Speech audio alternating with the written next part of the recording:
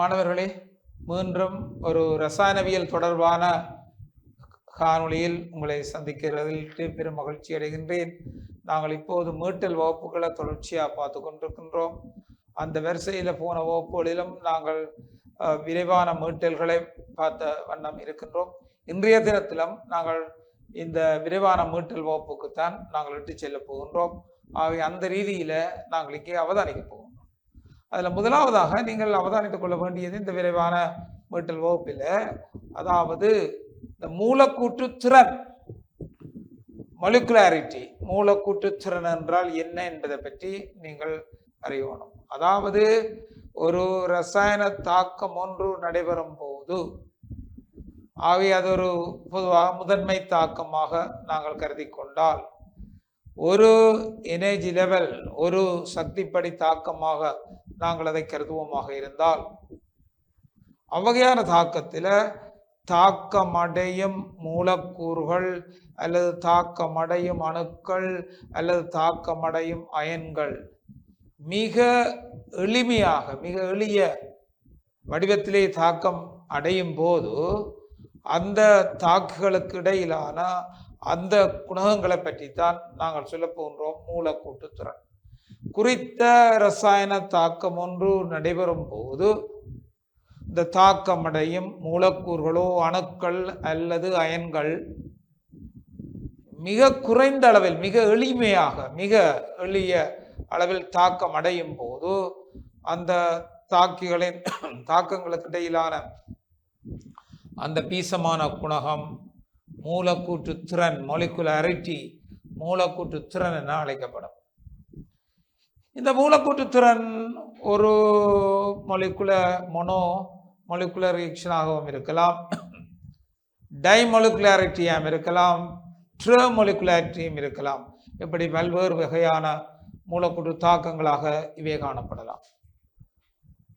அது வெப்பப்பிரியாகவும் இருக்கலாம், வேறு தாக்கமாகவும் இருக்கலாம். அப்போ குறிப்பாக ஒரு மூலக்கூறு மட்டும், ஒரு தாக்கி மட்டும் பங்கு பெற்றுகின்ற அந்த தாக்கம், விளைவை உருவாக்குற தாக்கம், அது ஒரு மூலக்கூட்டு திறன். ஒரு மூலக்கூட்டு திறன், ஒரே ஒரு அணு அல்லது மூலக்கூறு அல்லது இவை தாக்கம் அடையும் போது ஒரு மூலக்கூட்டு திறன் என அழைக்கப்படும். ஏயிலிருந்து பி வருகுதன்று வைப்போம். இது ஒரு எலிமெண்ட்ரி ஸ்டெப். ஒரே ஒரு தாக்கி மட்டும்தான் பங்கு பெறும். தாக்கி ஒன்று, ஒரு அளவு ஒன்று, ஒரு மூலக்கூறு தான் பங்கு பெற்றது. இது ஒன் மாலிகுலாரிட்டி, ஒரு மூலக்கூட்டு திறன் என்று அழைக்கப்படும். அப்ப பாருங்கள், ஒரு மூலக்கூறு, எளிய மூலக்கூறு ஒன்று மட்டும், மிக குறைந்த எண்ணிக்கையான மூலக்கூறுகள், மிக மினிமம் நம்பர்ஸ், அதுதான் நாங்கள் மாலிகுலாரிட்டி என்று சொல்லுகின்றோம். இப்ப A+B+C இந்த தாக்கத்தில் ரெண்டு தாக்கிகள் பங்கு பெற்றுகின்றன. ஏயும் பியும் ரெண்டு தாக்கிகள். எளிய வடிவம் AB என்ற தன்மையில் இருக்கின்றது. ஆகவே A இல ஒரு குணகம், B ஒரு குணகம், அதாவது ஏயும் பியும் சேர்ந்து அந்த விளைவை உருவாக்க போகின்றன. இது டைமாலிகுலாரிட்டி, இரண்டு மூலக்கூட்டு திறன் தாக்கம். A+BC விளைவு இரு மூலக்கூட்டு திறன் தாக்கம்.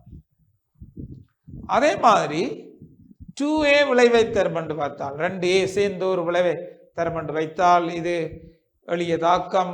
இவ்வகையான தாக்கத்துக்கு மூலக்கூட்டு திறன் 2 தான். 2AB என்ற விளைவை உருவாக்கினாலும் மூலக்கூட்டு திறன் 2 தாக்கி பங்குபடுது 2 தான். A+BC என்ற விளைவை உருவாக்கினாலும் அங்கு 1 2 மூலக்கூட்டு திறன் 2 ஆக இருக்கும்.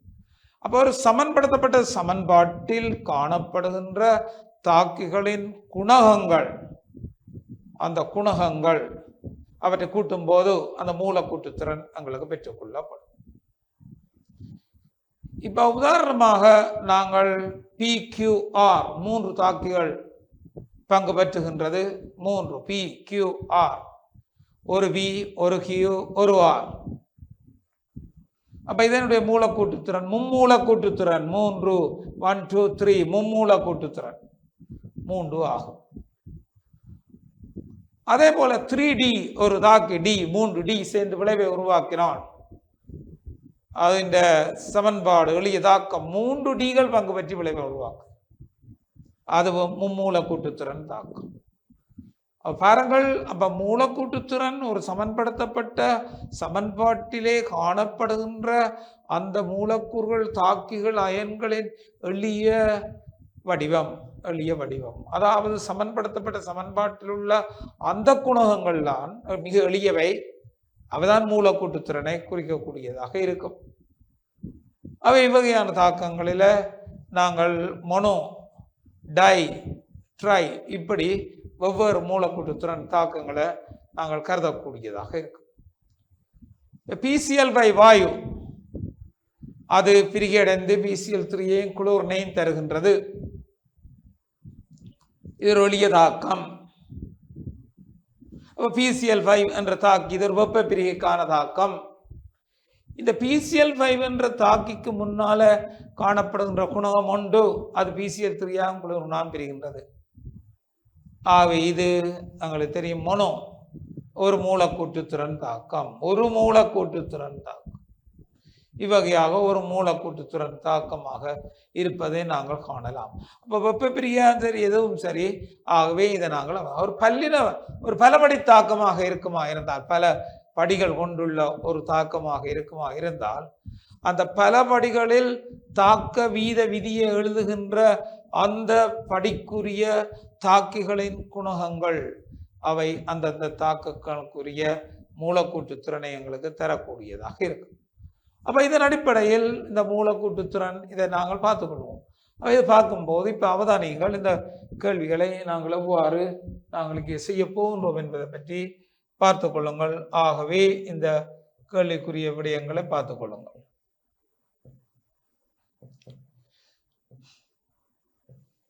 ரைட், பாருங்கள், இந்த கேள்விக்கான விடையை பற்றி நாங்கள் ஒருக்கா பார்த்து கொள்வோம். சரியோ? பாருங்க, இந்த கேள்வியை ஒருக்கா அவதானிங்கோ, என்ன மாதிரியாக நாங்கள் இந்த கேள்வியை செய்ய போகின்றோம் என்பதை பற்றி பாருங்கள். தாக்க வரிசைக்கும் மூலக்கூட்டுத்திறனுக்குமான வேறுபாடு யாது? தாக்க வரிசை, மூலக்கூட்டுத்திறன். அப்ப தாக்க வரிசை என்று நாங்கள் குறிப்பிடும் போது கவனிங்கோ மாணவர்களே, தாக்க வரிசை அந்த தாக்கிகள் சார்பாக, அதாவது இது ஒரு தனிப்படை தாக்கமாக இருந்தால் அந்த தாக்கிகளுக்கு முன்னாலே வருகின்ற குணகங்கள் அந்தந்த தாக்கத்தின் வரிசையை குறிக்கும். அவை அது தாக்கிகள் சார்பாக தாக்கத்தின் வரிசை. ஆகவே எதிரொலிய தாக்கம் மூலக்கூட்டுத்திறனுடைய தாக்கம் வலிய சமன்பாடாக இருந்தால் அந்தந்த குணகங்கள் தான் அந்தந்த தாக்கிகளின் வரிசையை குறிக்கும்.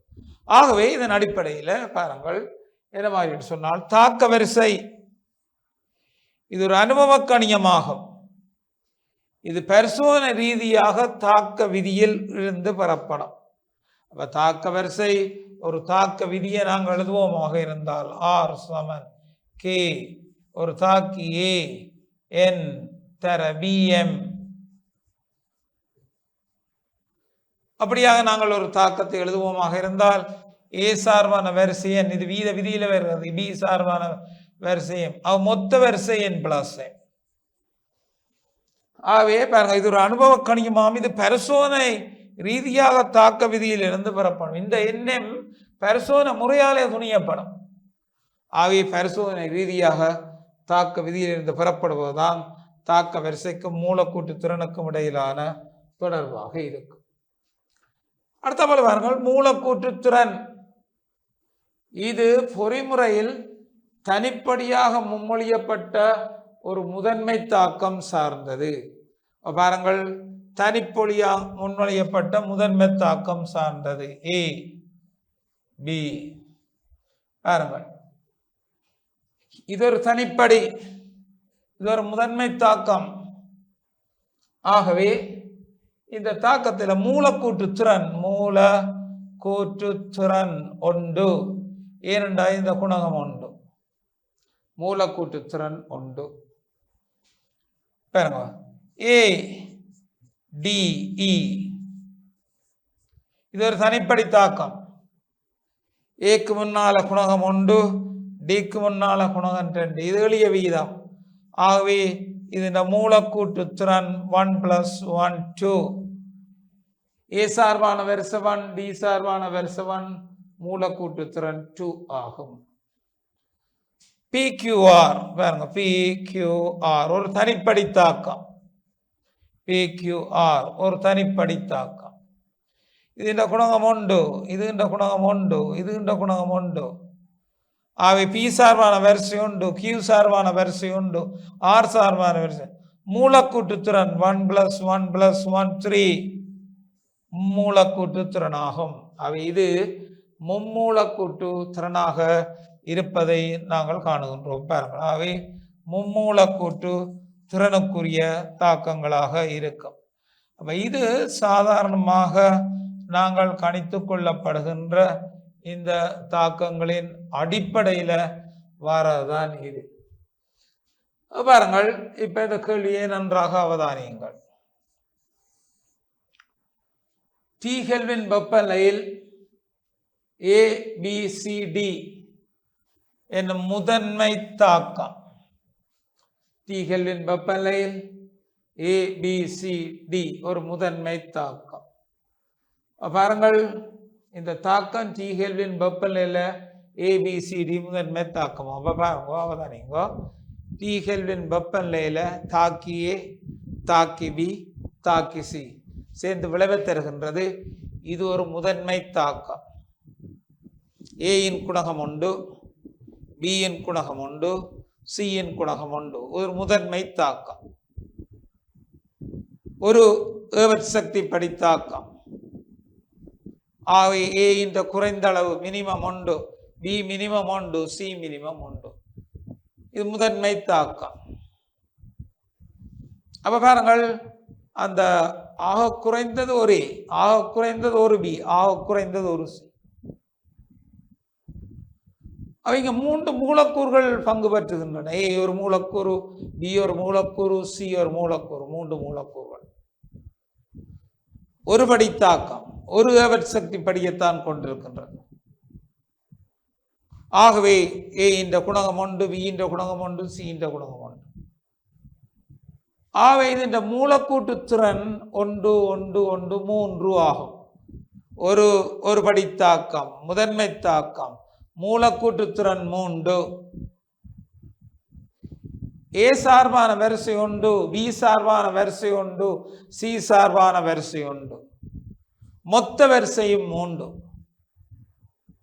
அப்ப பாருங்கள், இங்கே அதாவது அந்த சமன்பாடு சமன்படுத்தப்பட்ட குணகங்கள்லாம் அந்தந்த தாக்கிகளுக்கான வரிசை மூலக்கூட்டு திறனாக இருக்கும். மொத்த மூலக்கூட்டு திறன் 3, மொத்த வரிசை 3. தேர்ட் ஆர்டர் ரியாக்ஷன், மொத்த வரிசை 3. ஏ சார்பான வரிசை 1, பி சார்பான வரிசை 1, சி சார்பான வரிசை, மொத்த வரிசை 3 ஆகும். அவ T கெல்வின்ல இந்த தாக்கம் நடைபெறுகின்றது. இந்த தாக்கம் T கெல்வின் நடைபெற்றால் பாருங்கள், முதன்மை தாக்கமாகும். முதலாவது கேள்வி, மூலக்கூட்டு திறன் யாது? முதலாவது கேள்வி, மூலக்கூட்டு திறன் யாது? பாருங்கள், மூலக்கூட்டு திறன் என்று குறிப்பிடும் போது நாங்கள் இந்த A1, B1, C1 குணகங்கள் 1 1. அவை 1 A, B மூலக்கூட்டு திறன் 1, C மூலக்கூட்டு திறன் 1. ஆகவே இது மும்மூலக்கூட்டு திறன் தாக்கமாகும். மும்மூலக்கூட்டு திறன் தாக்கமாகும். பாருங்கள், அப்ப முதலாவது மூலக்கூட்டு திறன் யாது? மும்மூலக்கூட்டு திறன் தாக்கமாகும். அப்ப இங்கே இது எளியபடி முதன்மை தாக்கம், ஒவ்வொன்னது குணகங்கள் 1 1 1, மொத்த மூலக்கூறுகள் 3, மும்மூலக்கூட்டு திறன். அவை மும்மூலக்கூட்டு திறன் தாக்கமாகும். அப்ப இது ஒரு மும்மூலக்கூட்டு திறன் தாக்கமாக இருப்பதை நாங்கள் இங்கே காணக்கூடியதாக இருக்கிறது. இரண்டாவது, தாக்க வீத விதியாது? இந்த கேள்விக்குரியது. இப்போது நாங்கள் பார்க்க போகின்றோம் தாக்க வீத விதியாது. இரண்டாவது கேள்வி பாருங்கள், தாக்க வீத விதியாது. கேள்வி, தாக்க வீத விதி யாது? இது தாக்க வீத விதி என்ன என்பதை பற்றி பார்க்கலாம். அப்ப பாருங்க, இந்த தாக்கத்தின் ரேட் ஆர் சமன் வீதமாறிலி கே. இந்த குணகங்கள்லாம் அவற்றின் வரிசையை தரும். ஏ ஒராம் அடுக்கு, பி ஒராம் அடுக்கு, சி ஒராம் அடுக்கு. அவை ஏ சார்பான வரிசை உண்டு, அதன் குணகம். பி சார்பான வரிசை உண்டு, பி இந்த குணகம். சி சார்பான வரிசை உண்டு, அது சி இந்த குணகம். அப்ப பாருங்கள், ஆகவே இந்த தாக்க வீத விதியாது. அப்ப அது அவதான் நீங்க மாணவர்கள். இப்ப ஒரு எளிய தாக்கம் தந்திருக்கின்றது. ஒரு வெட்சக்தி படி தாக்கம் என்று தரப்பட்டிருக்கின்றது. டீகெல்வின் வெப்பநிலையில் நடைபெறுகின்றது. தாக்கி ஏயும் தாக்கி பியும் தாக்கி சியும் சேர்ந்து விளைவை தருகின்றது. இது ஒரு படி தாக்கம், முதன்மை தாக்கம். ஆகவே ஏக்கு முன்னாலே இருக்கிற குணகம் உண்டு, பிக்கு முன்னாலே இருக்கிற குணகம் உண்டு, சிக்கு முன்னாலே இருக்கிற குணகம் உண்டு. சமன்படுத்தப்பட்ட சமன்பாடாக இது எளிமையாக இருக்கின்றது. அவை பங்கு பற்றுகின்ற எளிய மூலக்கூறுகள் ஏ உண்டு, பி உண்டு, சி உண்டு. அவை ஏ சார்பான மூலக்கூட்டு திறன் உண்டு, பிக்குரிய மூலக்கூட்டு திறன் உண்டு, சிக்குரிய மூலக்கூட்டு திறன் உண்டு. மொத்த மூலக்கூட்டு திறன் 1+1+1 3. குணகங்கள் மூலக்கூட்டு திறன். குணகங்கள் தான் அந்தந்த தாக்கிக்குரிய வரிசைகளாக அமையும். அவை இந்த தாக்கில ஏ சார்பான வரிசை உண்டு, பி சார்பான வரிசை உண்டு, சி சார்பான வரிசை உண்டு.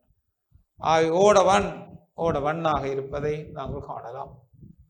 மொத்த வரிசை குணகங்களின் கூட்டுத்தொகையாகும். 1+1+1 மொத்த வரிசை 3 ஆகும். அவை மும்மூலக்கூட்டு திறன் தாக்கம், மொத்த வரிசை 3 ஆகும். அப்ப இது எளிய தாக்கம். ஏபிசி 3 1 மும்மூலக்கூட்டு திறன் தாக்கமாக இருப்பதை நாங்கள் மொத்த வரிசை 3 இருக்கு. அப்ப இப்ப நாங்கள் இதை பார்த்துக்கொள்வோம். என்ன மாதிரி சொன்னால் பாருங்கள், பியும் சியும் மாறாமல் உரைமிலே வைத்துக்கொண்டு, பி சி என்பன மாறாமல் உரைமிலே வைத்துக்கொண்டு ஏயின் செறிவை நாங்கள் மாற்ற போவோம். கவனிங்கோ, ஏ சார்பான வரிசை உண்டு, பி சார்பான வரிசை உண்டு, சி சார்பான வரிசை உண்டு. இங்கு நாங்கள் இந்த பிசி எப்போதும் ஒரே செறிவிலேயே வைத்துக்கொண்டு ஏ இன்று செறிவை மாற்றப்போம். அவை ஏ இன்று செறிவை மாற்றினால் இது என்ன மாதிரியான தாக்கம் என்பதை பற்றி நாங்கள் இப்போ ஆராய போகின்றோம். அதற்கு அவதானித்துக் கொள்ளுங்கள். இப்போ பாருங்கள், இந்த தாக்கத்துக்குரிய தாக்கத்தை தாக்கம் தரப்பட்டிருக்கிறது. ஏ பி சி, இது விளைவை தருகின்றது. ஆகவே ரேட் ஆர் சமன் கே இன்டு ஏயின் உண்டு, பியின் உண்டு, சியின் உண்டு ஆகும். ஏ சார்பான வரிசை உண்டு, பி சார்பான வரிசை உண்டு, சி சார்பான வரிசை உண்டு, மூலக்கூட்டுத்திறன் உண்டு, சியின் மூலக்கூட்டுத்திறன் உண்டு. இப்ப நாங்கள் என்ன சொல்றோம் சொன்னால், இவை மாறாமல் ஒரே மில்லியே வைத்துக்கொண்டு, மாறாமல் ஒரே செறிவு, இதுவும் ஒரே செறிவிலேயே வைத்திருக்கும். ஆக இப்ப ரேட் ஆர் சமன் K1 இன்டு ஏயின் ஒராம் மடக்கு. ரேட் ஏயின் ஒராம் மடக்காக இருப்பதை நாங்கள் காணும். அப்ப பியும் சியும் மாறாமல் வைத்து ஏ மாற்றப்படுகின்றது. மாற்றப்படும் போது ரேட்டுக்கும் செறிவுக்குமான தொடர்புடைமை நாங்கள் பார்க்க போகின்றோம். பாருங்கள், என்ன தொடர்புடைமை பெறப்போகின்றது என்பதை பாருங்க. இது ரேட், இது ஏயின் செறிவு. அப்ப ஏயின் செறிவு பாருங்க உருண்டு. அவை ஏ கூட ரேட்டும் கூடும். 1 மடங்காக 2 மடங்காக 2 மடங்காக ஆகவே பாருங்கள் கூடிக்கொண்டு போவதை நாங்கள். அப்ப இந்த மூலக்கூற்றுத்திறன் தாக்கத்தில் அவதானிங்கோ பிசி தாக்கிகள் மாறாமல் வைத்திருக்கப்பட்டு ஏயின் செறிவை மாற்றும் போது தாக்க வீதமும் செறிவுக்கேற்றாற் போல 2 மடங்கு 4 மடங்கு 4 மடங்காக மாறுவதை நாங்கள் காணலாம். வரிசை ஒன்றுக்குரியது. இதே போலதான் ஏயும் சியையும் மாறா வைத்து வியின் செறிவை மாற்றும் போது ஏசி ஒரே அளவில் வைக்கப்பட்டு வியின் அதே மாதிரியான விரைவுகள் வரும். அது தேர்ட்டோட ரியாக்ஷன். அப்போ இங்கே நாங்கள் செறிவுகளை மாறாமல் வைத்து மாற்றும் போது இவ்வகையான தொடர்பை நாங்கள் பெற்றுக்கொள்ளக்கூடியதாக இருக்கும். ஒவ்வொரு தாக்கி சார்பாகவும் வரிசை உண்டு. ஒவ்வொரு தாக்கி சார்பாகவும் மொத்த வரிசை தான் 3. அவை வரிசை 3 என்றபடியால் அந்த தாக்க வீத மாறிலிக்கான சமன்பாட்டுக்குரிய அலகையை நாங்கள் பெற்றுக்கொள்ளக்கூடியதாக இருக்கும். மறக்கக்கூடாது, அவை இவ்வகையான தாக்கங்களில் மூலக்கூற்றுத்திறன் அந்தந்த தாக்குகள் சமன்படுத்தப்பட்ட குணங்களுக்கு சமனாக இருக்கும். அவை மொத்த தொடர் இவ்வளவாக இருப்பதை நாங்கள் காணலாம். அதை தொடர்ந்து அந்த கேள்வியை நாங்கள் தொடர்ந்தும் பார்த்துக்கொள்வோம். பாருங்கள், என்ன மாதிரியான தாக்கம் அங்கே காணப்படுகிறது என்பதை பாருங்கள். பாருங்கள் மூலக்கூற்றுத்திறன் எழுதி போட்டோம். மூலக்கூற்றுத்திறன் மும்மூலக்கூற்றுத்திறன் தாக்க வீத விதி. இந்த வீத விதி எழுதியிருக்கிறோம். பாருங்க, வீத விதி எழுதியிருக்கிறோம். ஆகவே வீத விதி 3. வீத மாறிலி கேயின் அலகு மோல் டெசிமீட்டர் -3 செகண்ட் -1 இன் கீழ் மோல் டெசிமீட்டர் -3 இன் 3ஆம் மடங்கு. இதுதான் வீத மாறிலி கேயின் அலகாக இருப்பதை நாங்கள் காணுகின்றோம். ஆகவே அது அடுத்தது மொத்த வரிசை யாது? மொத்த வரிசை 3. தேர்ட் ஆர்டர் ரியாக்ஷன் மொத்த வரிசை 3. ஆகவே இது மொத்த வரிசை 3ஆக இருப்பதை நாங்கள் காணுவோம். அப்போ இந்த மூலக்கூற்றுத்திறன் பொறியியல் மூடாக மொத்த வரிசை 3 ஆகும். மொத்த வரிசை 3ஆக இருப்பதை நாங்கள் காணுவோம். இப்ப கேள்வியை பாருங்கள். CH3 CBRக்கும் OH CH3OH Br இந்த தாக்கம் என்ன மாதிரியாக நடைபெறுகின்றது என்பதை பற்றித்தான் நாங்கள் பார்க்க இருக்கின்றோம். ஆகவே ஒன்றின் மூலம் இந்த தாக்கத்தை நாங்கள் விளங்கப்படுத்த போகின்றோம். பாருங்கள், CH3 CBr OH CH3 COH Br அதாவது பாருங்கள் மாணவர்களே, தரப்பட்டது ஒரு புடை அல்கைல் ஏலைட்டு ஆகும். புடை அல்கைல் ஏலைட்டுக்கு கார நீர்ப்பகுப்பு தாக்கம் OH சேர்க்கும் போது வார விடைய நாங்கள் தாக்கம். அப்போ ஒரு புடை அல்கைல் ஏலைட்டு ஒரு கார நீர்ப்பகுப்பு தாக்கத்தை நாங்கள் இங்கே காட்டப் போவோம். புடை அல்கைல் ஏலைட்டுக்கு கார நீர்ப்பகுப்பு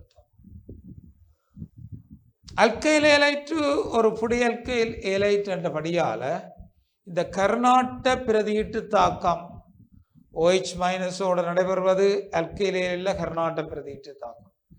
CN- ஓட நடைபெறுவது கர்நாட்ட பிரதியீட்டு தாக்கம்.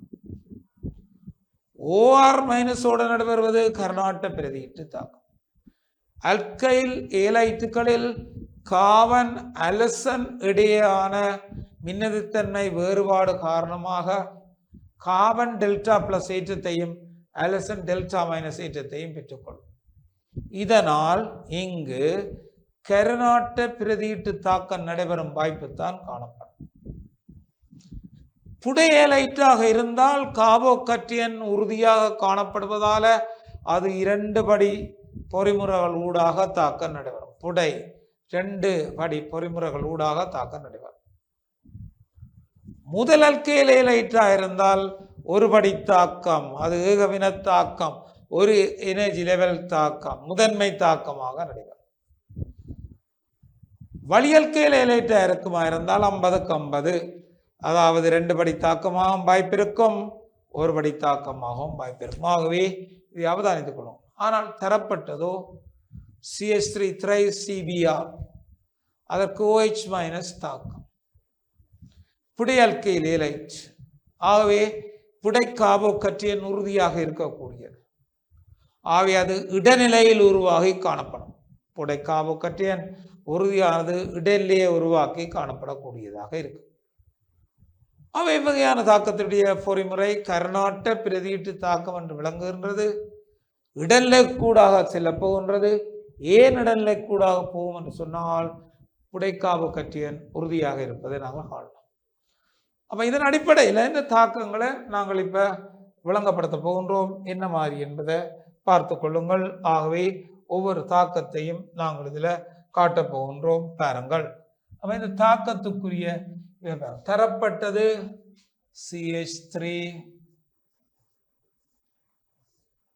thrice CBr இதுதான் தரப்பட்டது. இதற்கும் OH மைனஸுக்கும் இடையிலான தாக்கம் விளைவு வருகின்றது. CH3 thrice COH plus Br minus. அப்ப இந்த தாக்கத்தை பாருங்கள். இது ஒரு கர்நாட்ட பிரதியீட்டு தாக்கம். சரியோ? SN nucleophilic substitution reaction. SN தாக்கம். கருநாடி OH மைனஸ் ஆகும். அவை இந்த தாக்கத்தில் வருகின்ற கருநாடி இவர்தான் OH மைனஸ் கருநாடி நியூக்ளியோஃபைல் கருநாடி ஆகும். அப்ப கருநாடி இதாக இருப்பது நாங்கள் கவனிங்கள். அப்ப இந்த தாக்கம் எங்களுக்கு 2 படிகள்ல நடைபெற போகுது. இதனுடைய பேரை நீங்கள் பார்த்தால் CH3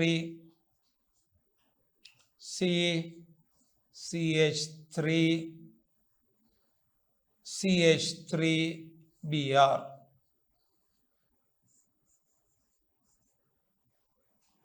அப்ப இதனுடைய IUPAC பேரை நாங்கள் அவதானிக்கப்படும் போது 1 2 3. ஆகவே இந்த தாக்கத்துக்குரிய IUPAC பேரை நாங்கள் பார்த்தாலாம். பாருங்க, B முன்னுக்கு, M முன்னுக்கு, 2 bromo 2 methyl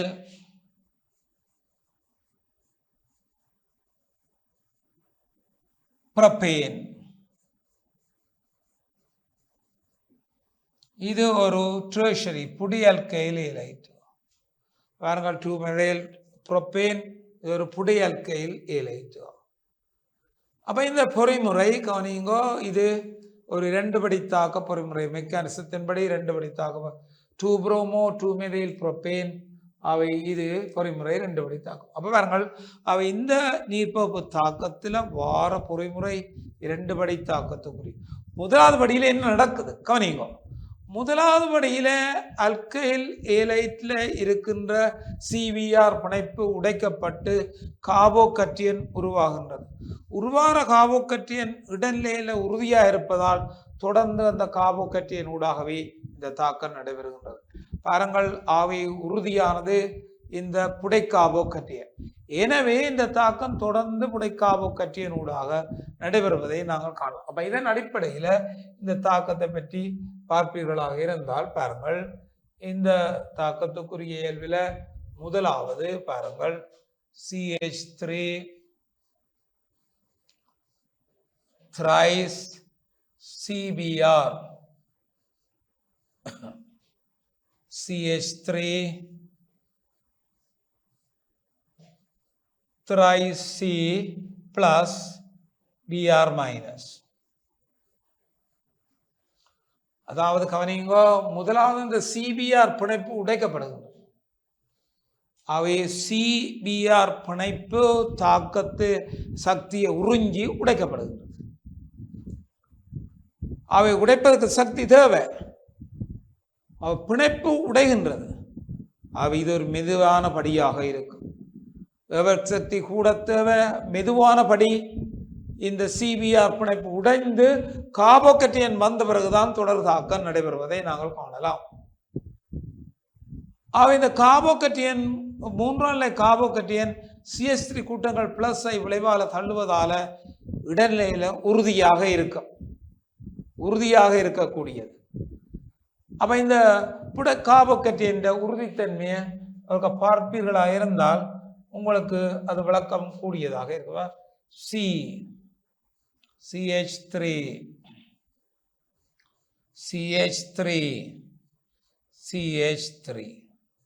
பாருங்கள், பிளஸை விளைவால இந்த எலக்ட்ரான் நடத்தி நெருங்கி வர வர வர ஆகவே இது உறுதியாக இருக்கு. இன்டர்மீடியேட் இது இடைநிலையாக இருக்கக்கூடிய, ஆகவே இது டெல்டா H பிளஸ் நேர்கணியம், சிலோ ரியாக்ஷன், சிலோ மெதுவான படி. அப்ப பாருங்கள், இந்த தாக்கம் ஒரு பலபடி தாக்கம். அதுல முதலாவது படி பிணைப்பை உடைகிற தாக்கம், உடைந்து கார்போகேட்டையன் வார தாக்கம்.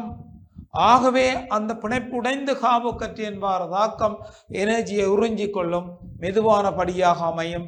பலபடி தாக்கத்தில் இது மெதுவான படியாகும்.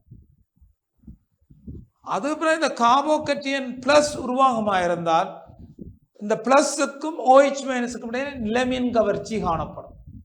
நிலைமின் கவர்ச்சியால பிளஸும் மைனஸும் விரைவாக சேர்ந்து புடி ஆல்கஹோலை உருவாக்கி கொள்ளும். பாருங்கள், அதுக்கு பிறகு வார தாக்கத்தில் கவனிங்கோ, இந்த CH3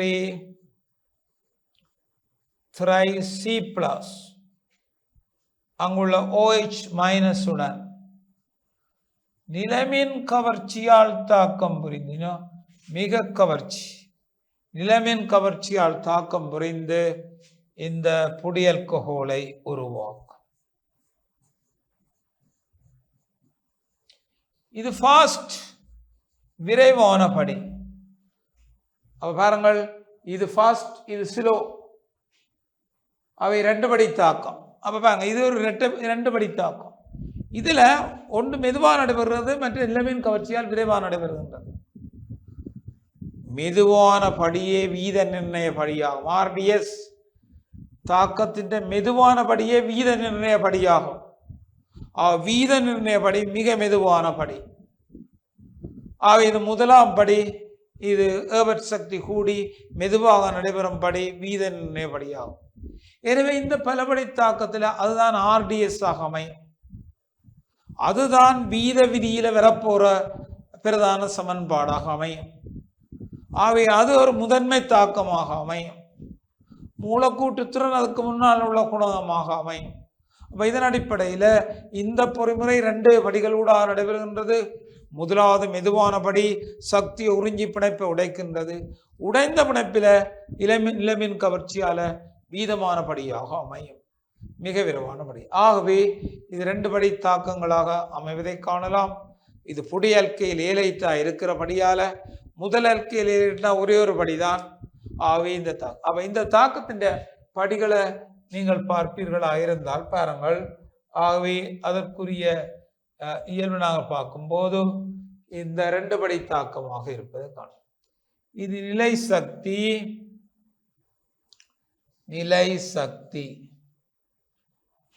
பாருங்கள். இது ரியாக்ஷன் கோஆர்டினேட், தாக்க ஆள்கூறு. அப்ப பாருங்கள், ரியாக்ஷன் தாக்க ஆள்கூறு.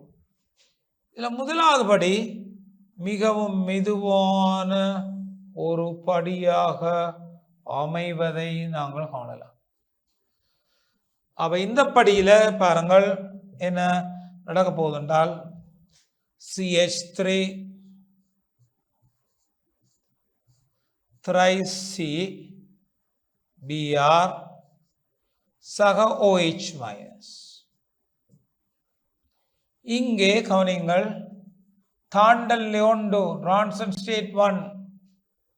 இங்க என்ன நடக்க போகுதுன்னு சொன்னால், இந்த பிணைப்பு உடைகின்ற வாய்ப்பு இருக்கு. CH3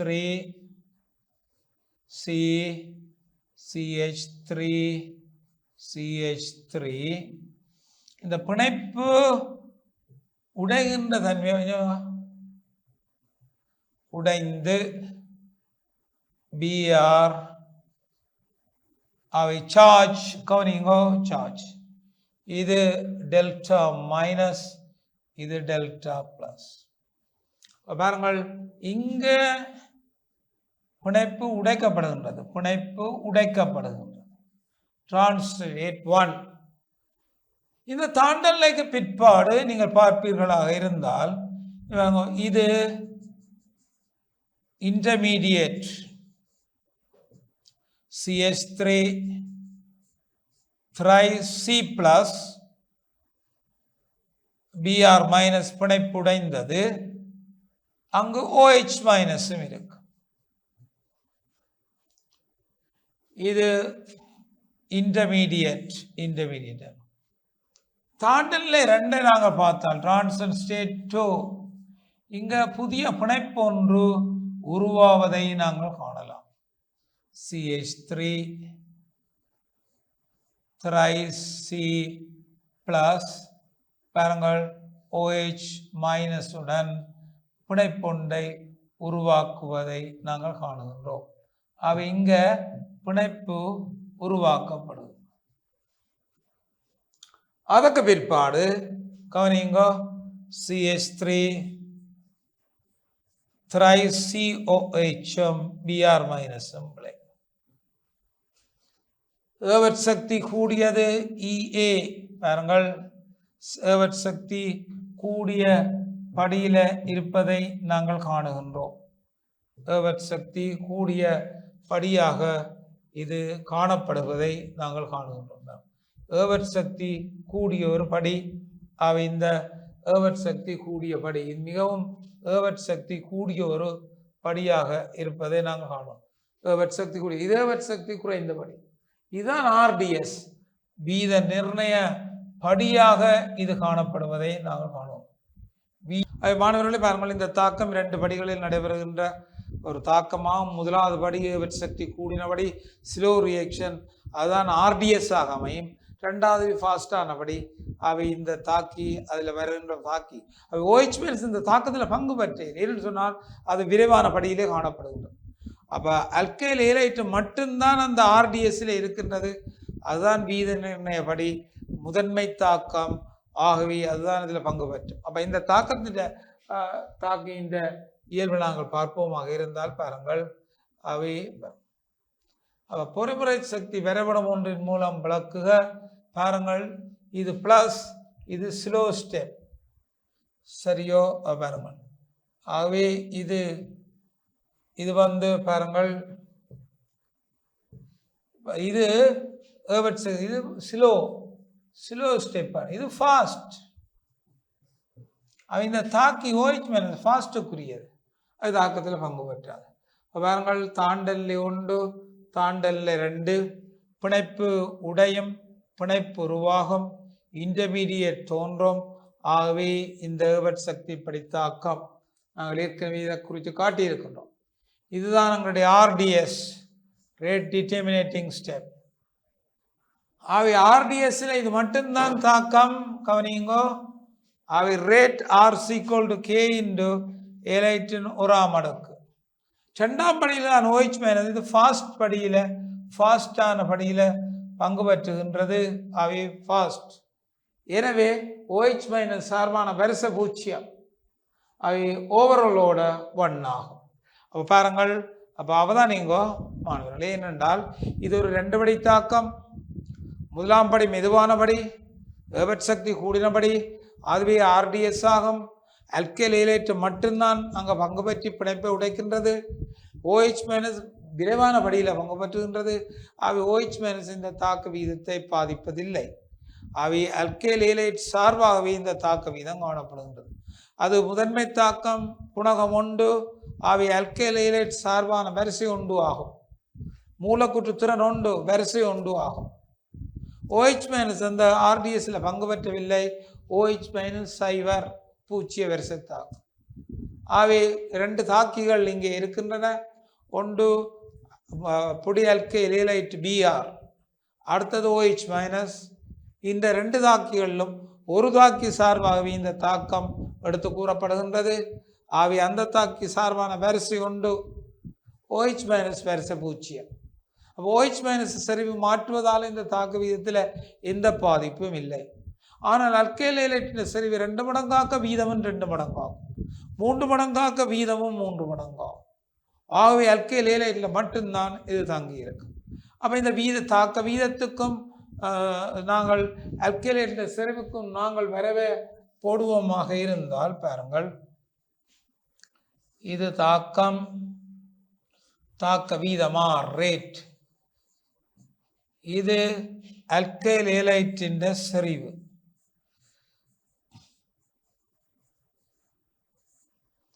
அவை இந்த கோட்டின்படி இது வீத விதியின்படி செறிவு தாக்க ரேட் உண்டோ அவை இவ்வகையாக மாறிக்கொண்டு செல்வதை நாங்கள் காணோம். அதே மாதிரி கவனியுங்கோ, இந்த ரேட்டுக்கும் இதற்கு நாங்கள் வரவை போடுவோமாக இருந்தால் பாருங்கள், ரேட்டுடன் OH மைனஸ் சார்பு செறிவு சார்பாக போட்டால் ஒருபோதுமே இது பாதிப்படையாது. OH மைனஸில் தங்காது, அப்போ ரேட் இருப்பதை காணலாம். அப்போ பாருங்கள், OH மைனஸ் செறிவை மாற்றினாலும் ரேட் மாறாது, அதில் தங்கவில்லை. அல்கைலேட் எல்லாம் தங்குகிறது. ஆகவே மொத்த வரிசை ஒன்று, OH மைனஸ் சார்பான வரிசை 0, அல்கைலேட் சார்பான வரிசை 1 மொத்த வரிசை 1 ஆகும். அப்போ ஞாபகமாக வையுங்கோ, இவ்வகையான தாக்கம் 2 படிகளில் நடைபெறும் தாக்கம். ஆகவே மொத்த வரிசை 2. அடுத்த கேள்வியை நாங்கள் அவதானிப்போம். அடுத்த கேள்விக்கு நாங்கள் வருவோம். பாருங்கள், ozone O case 2O2 case என்னும் தாக்கத்தின் முன்னோக்கிய சக்தி 19 கிலோஜூல் மோல் -1.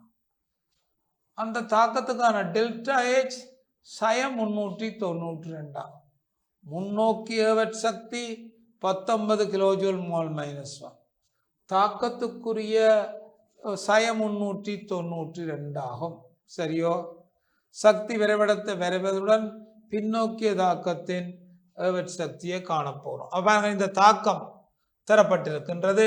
அவ்வாறு ஓசோன் ஓவுடன் சேர்ந்து ஓற்றை உருவாக்கும் தாக்கம் உங்களுக்கு தரப்பட்டிருக்கிறது. முன்னோக்கிய சக்தி 19 கிலோஜூல் மோல் -1 சொல்லப்பட்டிருக்கிறது. தாக்கத்தின் வெப்போல்ற மாற்றம் 392 கிலோஜூல் மோல் -1 தரப்பட்டிருக்கிறது. அப்போ இப்போ நாங்கள் என்ன செய்ய போகின்றோம் சொன்னால், பின்னோக்கிய சக்தி விரைவடத்தை விரைவோணும், பின்னோக்கிய சக்தி யாது என்பது கேட்கப்பட்டிருக்கும்.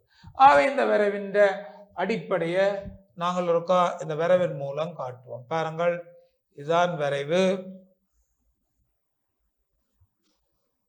இது முன்னோக்கிய சக்தி 19 கிலோஜூல் மோல் -1 தரப்பட்டிருக்கின்றது.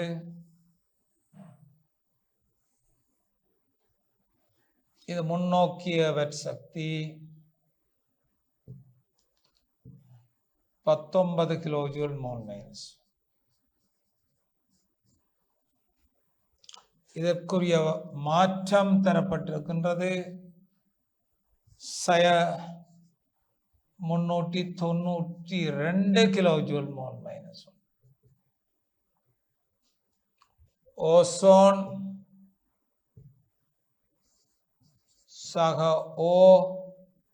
O2O2. பாருங்கள், இது தரப்பட்டது. பாருங்கள், இது பாருங்க, இந்த தாக்கம் ஒரு புறவெப்ப தாக்கமாகும். ஆகவே முன்னோக்கிய சக்தி 19. முன்னோக்கிய சக்தி என்று சொன்னால் தாக்கிக்கும் சிக்கல் நிலைக்கும் இடைப்பட்டதான் முன்னோக்கிய சக்தி. தாக்கியிலிருந்து சிக்கல்ல வருவது முன்னோக்கிய சக்தி. இது சிக்கல்ல இருந்து விளைவை உருவாக்குவது பின்னோக்கிய சக்தி. பின்னோக்கிய சக்தி. தாக்கிக்கும் விளைவுக்கும் இடையிலான வேறுபாடு வெப்ப உள்ற மாற்றம் 392 கிலோஜூல் மோல் -1. இப்போ கேள்வி, மறுதள தாக்கத்தின் சக்தி யாதென்றால் விளைவிலிருந்து அந்த சிக்கல்ல வரையும் டிரான்சன் ஸ்டேட் வரையும் உள்ளதுதான் மறுதள தாக்கத்தின் சக்தி. அப்போ மறுதள தாக்கத்தின் சக்தி அந்த தாக்கிலிருந்து 392 கீழ் நோக்கி இருக்கின்றது. தேவையான சக்தி 19 கிலோஜூல் மோல் -1 மேலே இருக்கின்றது. அப்ப இப்ப எங்களுக்கு தேவை பின்னோக்கிய சக்தி யாது? இது முன்னோக்கி தாக்கம் நடைபெற தேவையான சக்தி. பின்னோக்கி தாக்கம் நடைபெறும் போதுள்ள ஏவற் சக்தி யாதென்று கேட்கப்பட்டிருக்கு. அப்ப தாக்கிக்கும் விளைவுக்குமானது 392. அதோட 19 கூட்டினால் மொத்தம்தான் அங்க விளைவுக்கு தேவையான விளைவிலே இருந்து தாக்கிக்கு தேவையான ஏவற் சக்தியா இருப்பதை நாங்கள் காணலாம். அப்ப பாருங்களேன், இந்த தாக்கத்துல வெப்ப உள்ளுறை மாற்றம் தரப்பட்டிருக்கின்றது, ஆகவே ஏவல்கள் தரப்பட்டிருக்கின்றது, ஆகவே தாக்கத்துக்கான ஏவற் சக்தி. அப்ப ஓசோன் முதல் எங்களுக்கு உடைந்து யூவி கதிர்கள சக்தியை எடுத்து உடைஞ்சு அது O+Oவாக மாறிக்கொள்ளும். அப்ப முதலாவது தாக்கம் எனர்ஜி உறிஞ்சும் O+O. பிறகு இரண்டாம் சந்தர்ப்பத்தில் என்ன செய்யும்னா ஓசோனும் சேர்ந்து 2 O2 உருவாக்கும். இது ஓசோன் சிதைவடைதலில் விரைவடைகின்ற தாக்கம். அப்ப இந்த தாக்கத்தின் வெப்ப மாற்றங்களை நீங்க பார்த்தாலும் இது முன்னோக்கிய ஏவற் சக்தி, இங்க இருந்து இங்க பின்னோக்கிய ஏவற் சக்தி. அவை இதனுடைய பிரமாணம் 390. அதோட இந்த 19ஐயும் சேர்த்தால்தான் பின்னோக்கிய தாக்கத்தின் ஏவற் சக்தியாக எங்களுக்கு இது உருவாவதை நாங்கள் காணலாம். பின்னோக்கிய தாக்கத்தின் ஏவற் சக்தியாகும். அப்ப தாக்கங்கள் இது டெல்டா H தாக்கம் தாக்க அளவுக்குரியது. அப்ப இதை அவதானித்தால் பாருங்கள், அவை இந்த மாற்றத்தை நாங்கள் பார்ப்போமாக இருந்தால் பாருங்கள், ஓசோனோ 2O2 என்னும் தாக்கம் இது முன்னோக்கிய ஏவற் சக்தி. எங்களுக்கு தேவை இந்த பின்னோக்கிய, இங்க இருந்து இங்க தான் காணும் பின்னோக்கிய ஏவற் சக்தி. அப்ப இவ்வளவும் 392ஓட இந்த 19 கூட்டணும். பாருங்கள், 392 சக 19 இவ்வளத்தையும் கூட்டும் போது 411 கிலோ ஜூல் மோல். அது பின்னோக்கிய ஏவற் சக்தியாகும். பின்னோக்கிய ஏவற் சக்தி கூட 411 இருப்பதை காணலாம். அவை இந்த தாக்கத்தை வரைவதுடன் பாருங்கள், பொட்டன்சியல் எனர்ஜிக்கும் ரியாக்ஷன் கோஆர்டினேட்டுக்கும் வரைகிறது. இது 19 முன்னோக்கிய தாக்கம். பின்னோக்கிய தாக்கத்தை வச்சது இங்கே இருந்து இங்கே வரும். அப்போ 392ஓட இந்த 19 கூட்ட பின்னோக்கிய தாக்கத்தின் ஏவற் சக்தி. பின்னோக்கிய தாக்கத்தின் ஏவற் சக்தி என்று நாங்கள் குறிப்பிடும் போது 2O2 கேஸில் இருந்து ஓசோனும் O கேஸும் பாருது. அவை ரெண்டையும் சேர்த்து கூட்டும் போது இந்த விளைவை நாங்கள் பெற்றுக்கொள்ளக்கூடியதாக இருக்கும். எனவே மாணவர்களை கவனித்துக் கொள்ளுங்கள். இப்போது நாங்கள் ஒன்று முன்னோக்கிய தாக்கம், பின்னோக்கிய தாக்கம், அது அகவெப்பமோ புறவெப்பமோ விளைவிலே இருந்து அந்த ஏவற் சக்தி, அதாவது தாண்டல் வரையும் உள்ளது பின்னோக்கிய ஏவற் சக்தி, தாக்கியிலிருந்து தாண்டல் வரையும் உள்ளது முன்னோக்கிய ஏவற் சக்தி. அவை 2 ஏவற் சக்திகள் இங்கே காட்டப்பட்டிருக்கின்றது. எனவே மாணவர்களே, நாங்கள் இன்றைய காணொலியை இத்துடன் நிறைவேற்றிக் கொள்வோம். தொடர்ந்து அடுத்தடுத்த காணொலிகளில் தொடர் பயிற்சிகள் ஊடாக நாங்கள் மீண்டும் உங்களை சந்திக்க இருக்கின்றேன். எனவே இந்த காணொலியில் இன்று உங்களுடன் நன்றி கூறி விடைபெற்றுக் கொள்கிறேன். நன்றி, வணக்கம்.